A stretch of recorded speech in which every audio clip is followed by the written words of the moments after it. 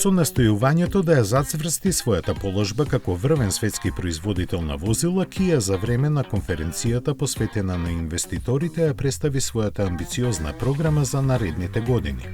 Според неа, корејската марка има за цел да воведе сеопфатна линија од 15 електрични возила до 2027 година, дополнета со бројни хибридни варијанти на своите модели. Од електричните конкретно се споменуваат идните EV2 и EV4, како и EV5 кој веќе е достапен во Кина, а наскоро ќе биде понуден и во Тајланд и Австралија.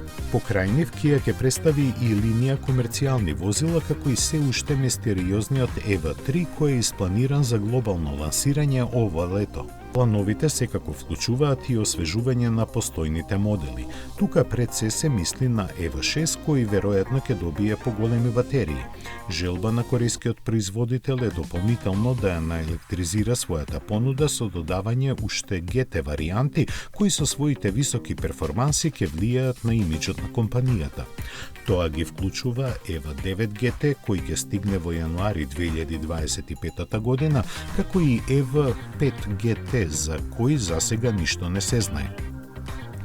Предвидено е електричните возила до 2030 година да сочинуваат 38% од глобалната продажба на Kia, што е значаен скок од сегашните околу 10%.